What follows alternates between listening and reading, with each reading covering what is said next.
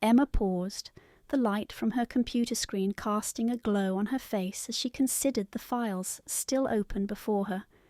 The office was quiet, the usual hustle of the day having dwindled down to the soft clacking of her keyboard.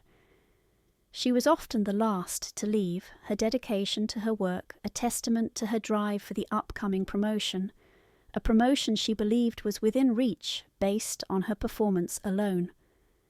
Mr. Carter's voice broke the silence, his footsteps echoing across the now empty office as he approached her desk. "Emma, great work on the Thompson account. Why don't you join me for a drink? I'd like to discuss your future with the company." His tone was casual, but his words carried an underlying pressure that immediately put her on edge. The offer, though seemingly generous, made Emma's stomach tighten. The implication was clear. This was not a request she could easily refuse without potentially jeopardizing her career progress. Yet the thought of a one-on-one drink, especially after hours, made her uncomfortable. She was acutely aware of the delicate balance she had maintained in her professional relationships, and this invitation threatened to tip that balance. "I appreciate that, Mr. Carter," Emma responded, trying to keep her voice steady despite the sudden anxiety that gripped her. "Could we perhaps discuss it over coffee tomorrow at the office?" She hoped her counteroffer would steer their meeting back onto professional grounds, providing a setting where she felt more secure. Mr. Carter paused, his smile faltering slightly. "Emma, I really think this could be more of an informal chat. It's just a drink." His emphasis on the word "just" was meant to disarm, to make her feel unreasonable for her hesitation.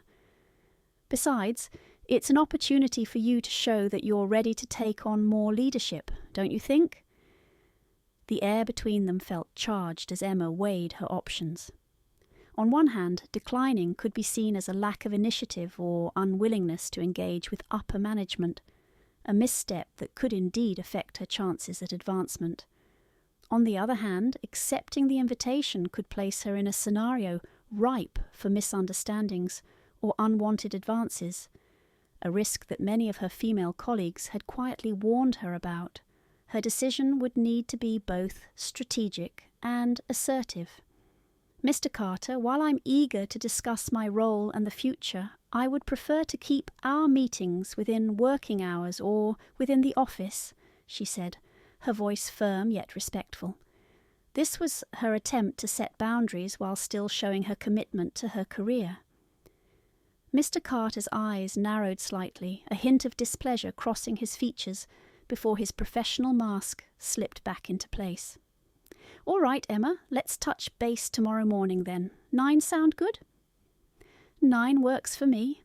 Thank you, Mr. Carter," Emma replied, her relief palpable, yet mingled with a lingering concern that the conversation could have repercussions on her career trajectory.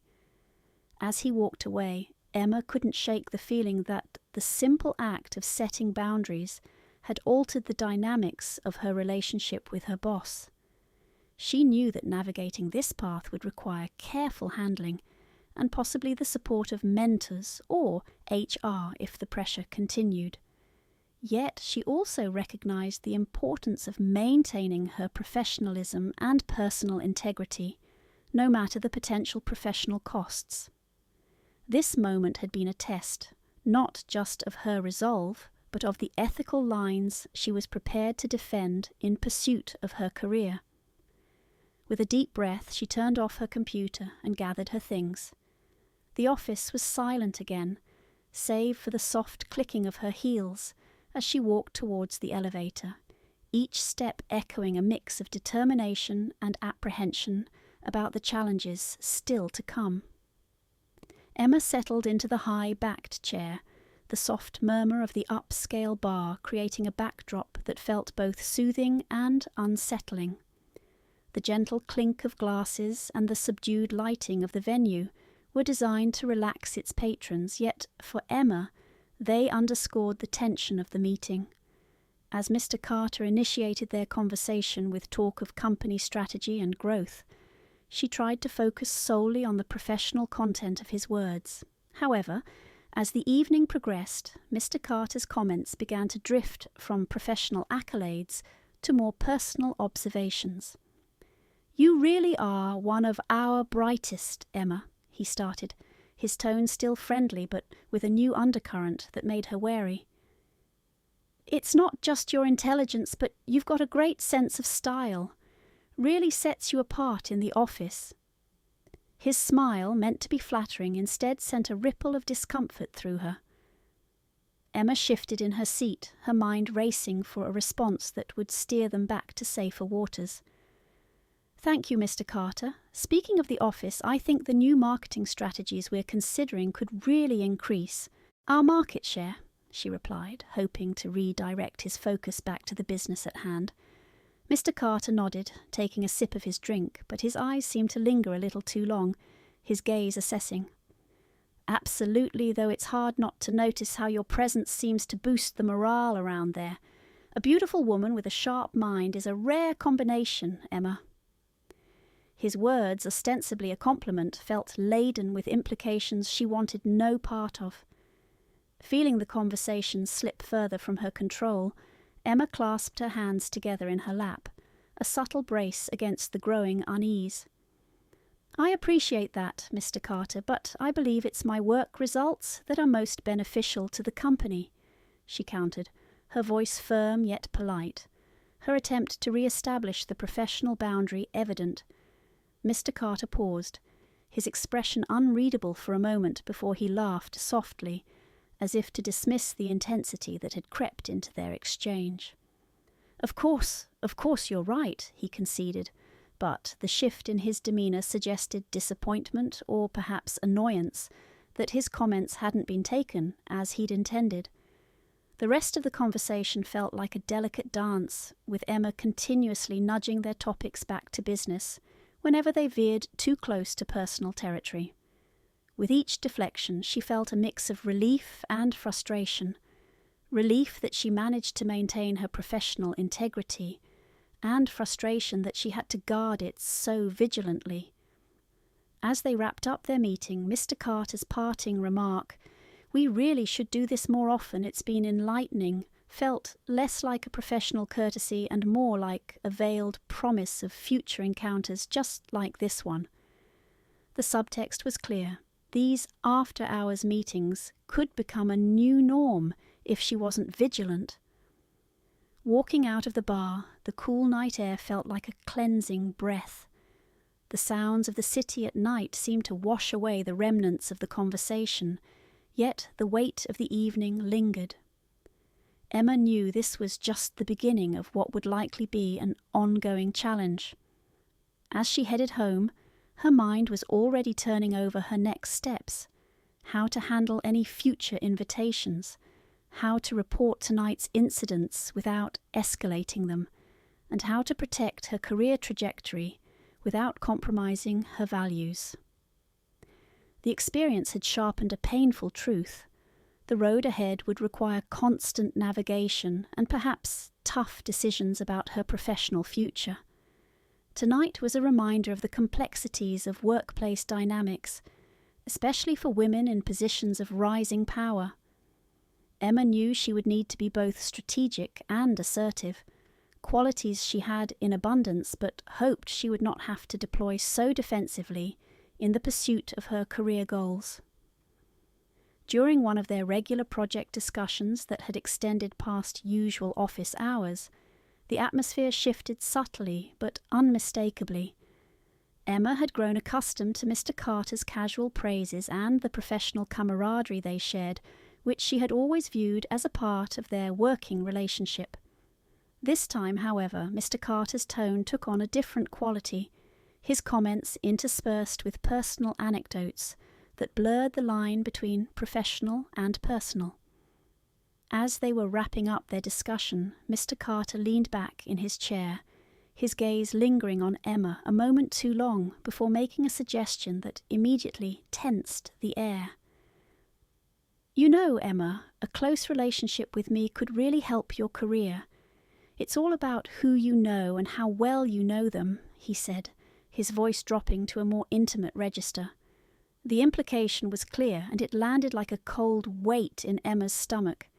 Startled by the overt suggestion, Emma felt a flush of heat rush to her face, her heart racing with a mix of shock and indignation. This was not the mentorship she had sought, nor the professional guidance she respected. "Mr. Carter, I hope I can advance in this company based on my performance and merit. I value your professional advice, but I want to be clear that I expect our relationship to remain strictly professional," she responded, her voice firm despite the trembling she felt inside. Mr. Carter paused, his expression unreadable for a brief moment before he masked his surprise with a chuckle, as if to dismiss the gravity of his proposal. "Of course, Emma, I meant nothing by it. Just a bit of advice from someone who's been around," he quickly added, attempting to backtrack as he realized the potential fallout from his advances. Emma nodded, but the damage was already done. The trust she had placed in him as a mentor and leader was shattered.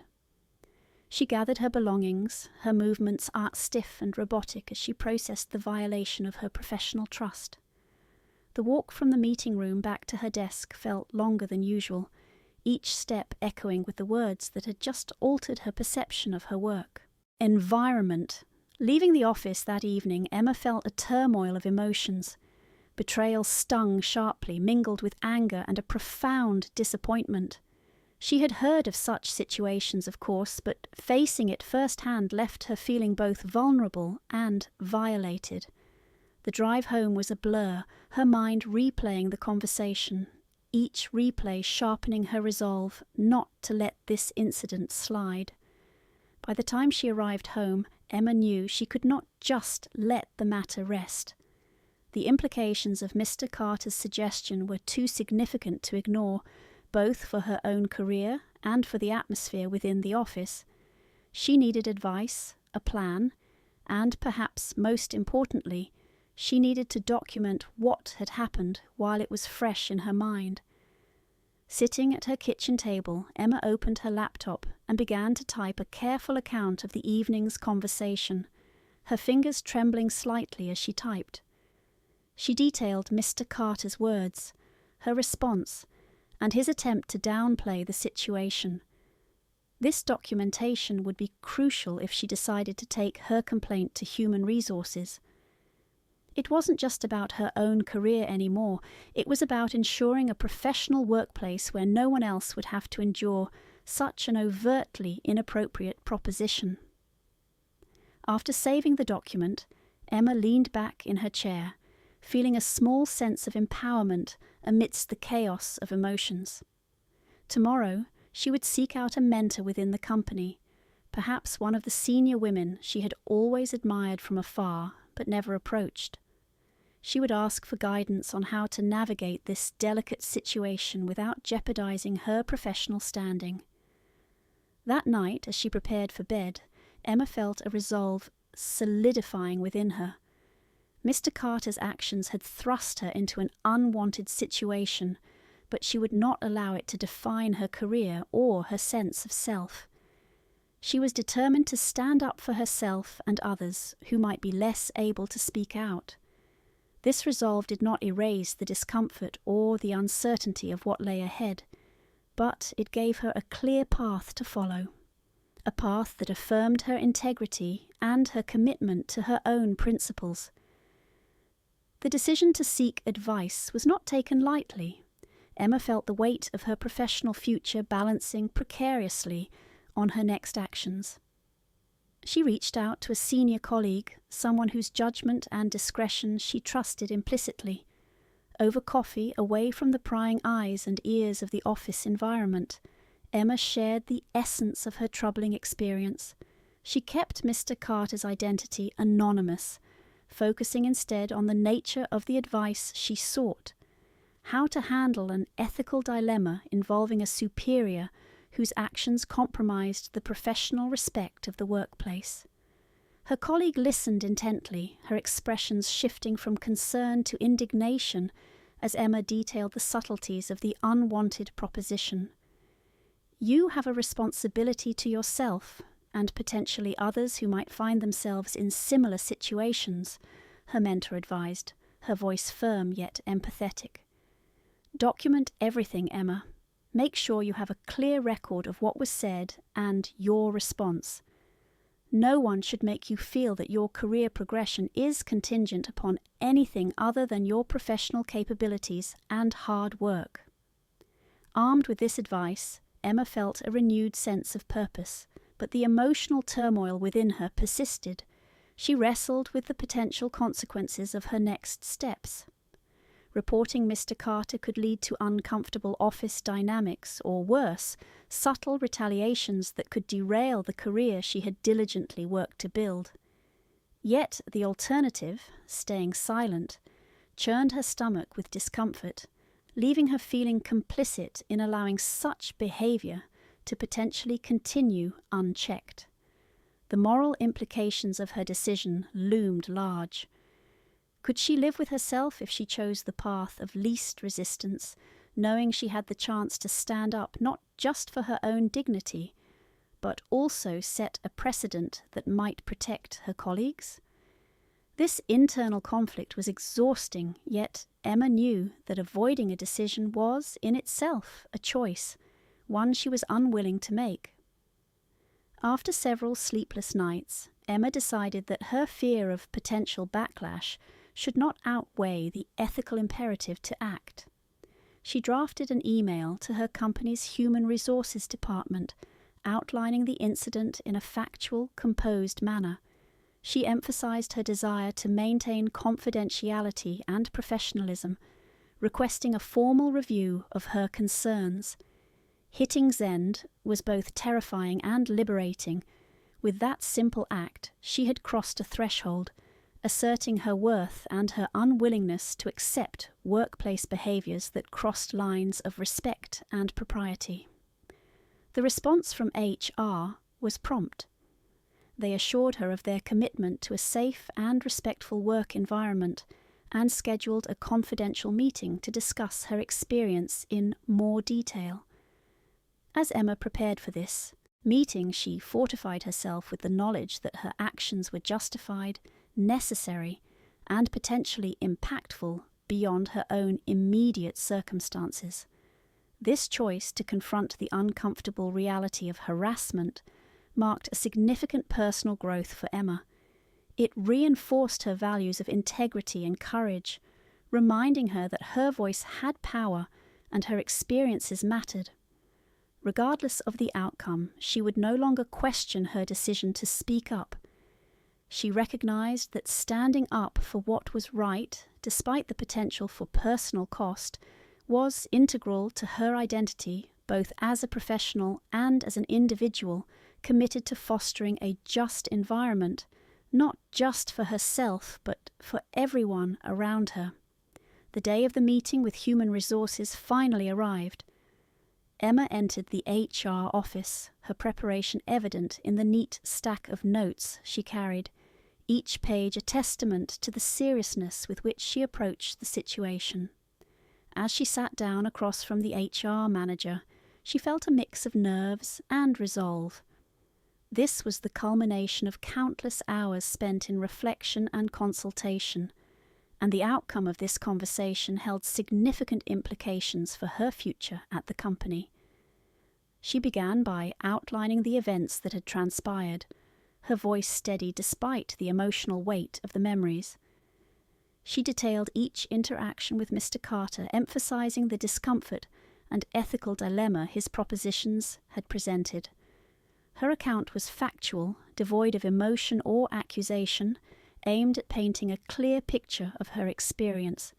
She provided the emails and written notes that corroborated her timeline, her thorough documentation underscoring the gravity she attributed to the incident. The HR manager listened intently, nodding along and taking notes. The atmosphere was professional, the gravity of the discussion acknowledged through the manager's careful consideration of each point Emma raised. Following her account, the HR manager outlined the next steps.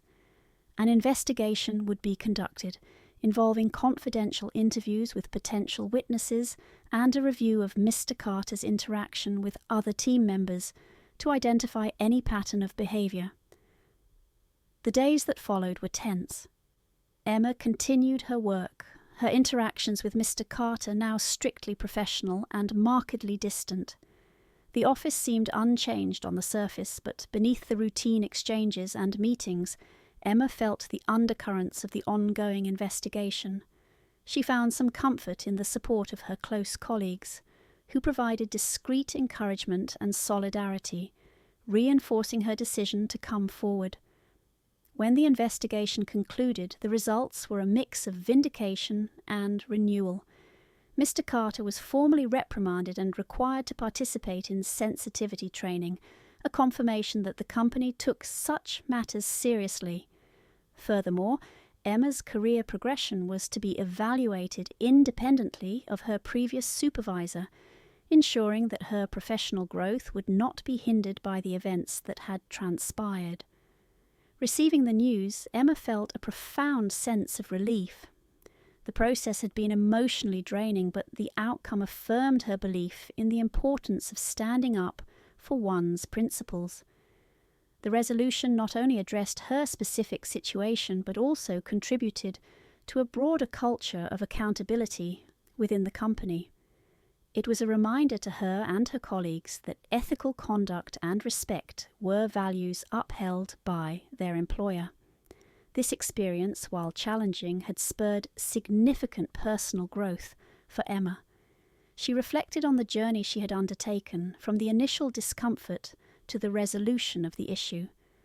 She had navigated through self-doubt, fear, and ethical dilemmas, emerging with a stronger sense of self and a reaffirmed commitment to her professional integrity. Looking forward, Emma felt a renewed sense of purpose. She was more determined than ever to excel in her role and to contribute positively to the workplace culture. She understood that her actions might inspire others to speak up against unethical behavior, fostering an environment where respect and professionalism prevailed. As Emma continued her career, she often looked back on this period as a defining moment. It had taught her the importance of assertiveness and the value of a supportive network. These lessons would guide her in all her future endeavours, shaping not only her career path but also her approach to personal and professional relationships. The courage to stand up for what is right, she realised, is a continuous journey, one that requires perseverance, integrity, and most importantly, a belief in one's own worth.